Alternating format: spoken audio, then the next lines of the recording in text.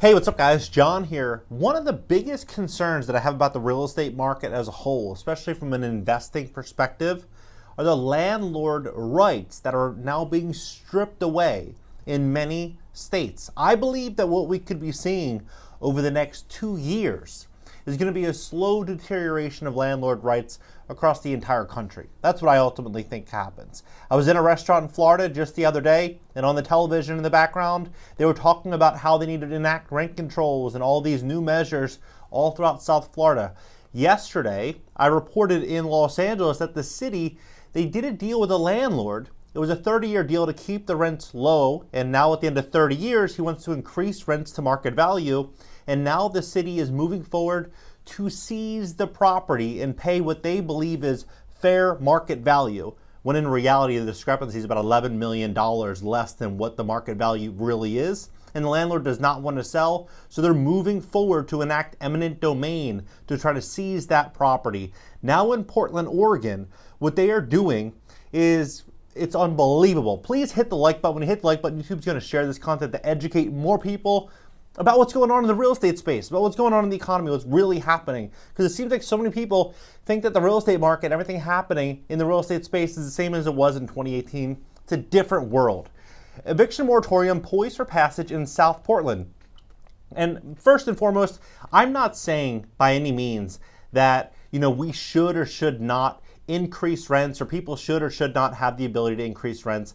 I believe, what we've seen over the last couple of years is that all corporations, all businesses have been struggling with supply chain issues, with oil and gas increasing, with their cost. A lot of small businesses are really, really hurting, and they're increasing their cost. The same thing's happening with landlords. Of course, there's bad actors that are also increasing rents, but at the end of the day, if you own property, if you own an apartment building, it should be your apartment building. If you're buying it, and then the intention of the purchase, like what the story I'm telling you right now is about to be, is that they purchased the property to fix it up and to increase rents and to have a cash flowing asset.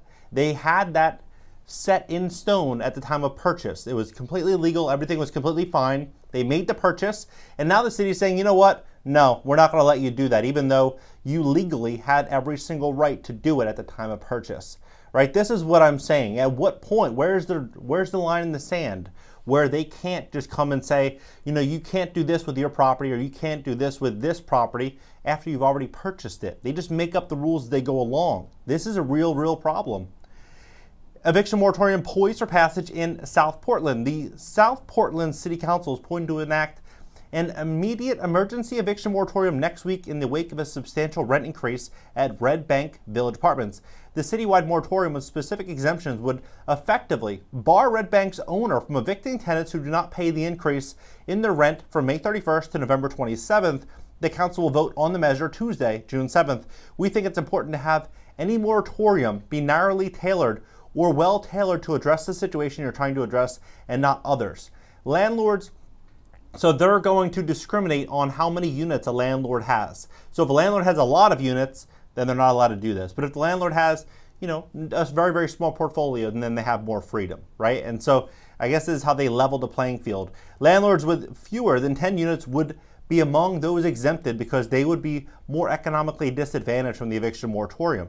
That's not at all true, because a lot of landlords are heavily leveraged.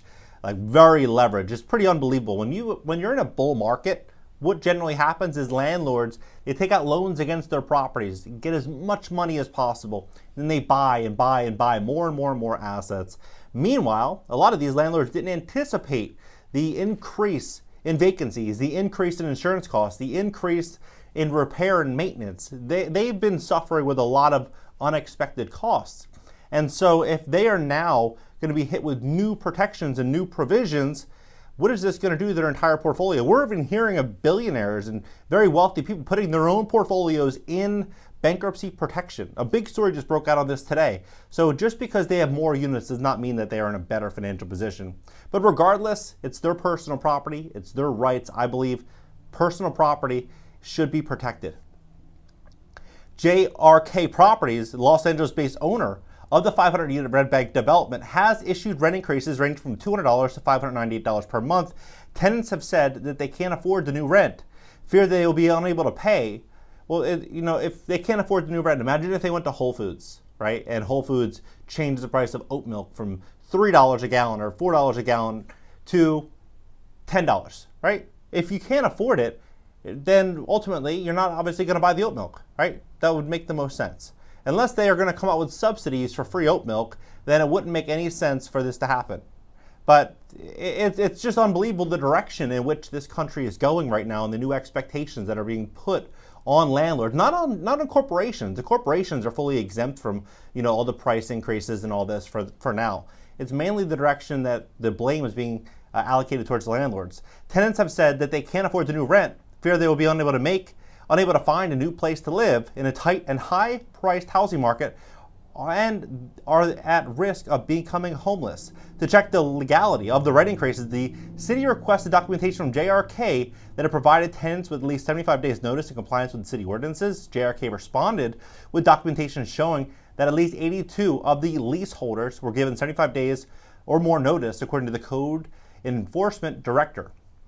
The city is aware of exactly how many of the 500 units at Red Bank are impacted by the rent increases. Red Bank is advertising 1 to 3 bedroom apartments ranging from $2,200 to about $2,700 per month. The city ordinances require landlords to receive confirmation from tenants that they received rent increases notifications. Some confirmations were missing from the documentation JRK sent to the city, and the city has requested that information as well, right? So without that information, we can't determine the violation exists. In addition to the initial rent increases, some tenants said that they were told that the increase would nearly double if they didn't renew their leases within weeks or even days. It really is coercion, plain and simple. We need strong. See, this is where we're headed, though. We need strong rent stabilization in this city, one that increases protections for renters, limits and increases something reasonable. We need to help getting out of these rental agreements that they were coerced into. To me, that is corporate greed. That is what it looked like. They're just looking to make a big buck in quick time. He pointed to Red Bank's history of being low to moderate income. Those used to be starting places for people, young families, getting married and trying to save money to get a house. I think all of you are aware we have a shortage of housing units in South Portland. If you're a developer listening to this conversation, would you want to build in South Portland where the city might dictate as to when you can evict people, as to when you can increase your rents or even freeze your rents? I think everyone knows. I'm the first person to support development. Developers want real estate industry, said Cohen, who works in real estate, but I don't want developers coming to South Portland who are coming in here with the intent of gouging good working people.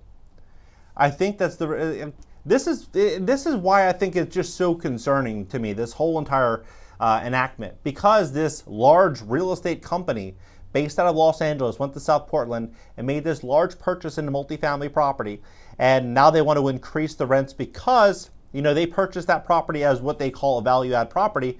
They purchased it and the intent was to do what they're doing. And now they're saying, you know what? No, we're just going to tie up all your money in this property and you're not going to be able to make any money on this, right? And then when you go ahead and sell this property, you have to disclose that all future landlords cannot increase rent. So basically they're stripping serious money away from this private equity company or this real estate firm.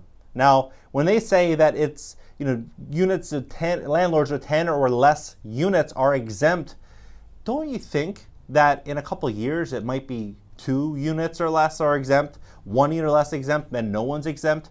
Like, how they just come up with these numbers out of nowhere. This is the main concern that I have about the real estate space when it comes to multifamily real estate investing. I love multifamily, I love real estate as a whole, but understanding the landlord-tenant rights in all these different cities and municipalities and jurisdictions, looking at the direction that these places are going, we all have to pay attention, right? You have to use common sense and be a forward-thinking entrepreneur in this environment to really, really study this. Wait for the real crash, because what we're going to see is a lot of landlords trying to get out of the real estate space, and at that point in time, it might make sense to get in, but you might want to get in and then charge, 6 months up front. And even reduce the rent a little bit, 6 months up front, 9 months up front, get a deposit, get something that is of substance to ensure a commitment between the landlord and tenant and to establish a real relationship that can't be, doctored in the way that they're trying to do this right now in Portland. What do you think about this entire situation? Would you buy real estate in Portland? Are you watching what's happening right now in all of these different cities, LA, New York, Portland? I mean, a lot of people would say, hey, they're tenant-friendly states, and I agree. But Florida, they're talking about doing very similar things, right? In Texas, they were talking about very similar things. They were talking about a house flipping ban in a certain part of Texas, right, where they were going after house flippers.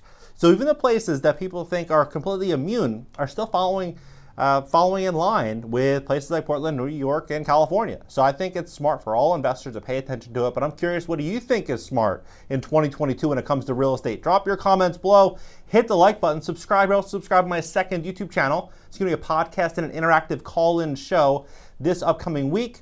And then also, if you want to make money online, YouTube, if you want to have great credit, you need help fixing your credit, or you intend to invest in multifamily real estate when real problems hit the fan, cashnow.video.